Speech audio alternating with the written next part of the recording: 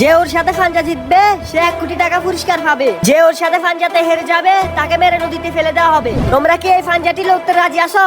হ্যাঁ আমরা রাজি। আগে তুই চল, বস, চল।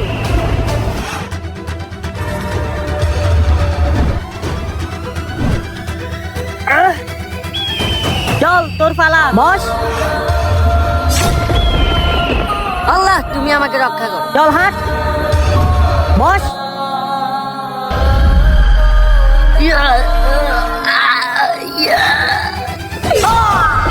চল তোরও সময় শেষ।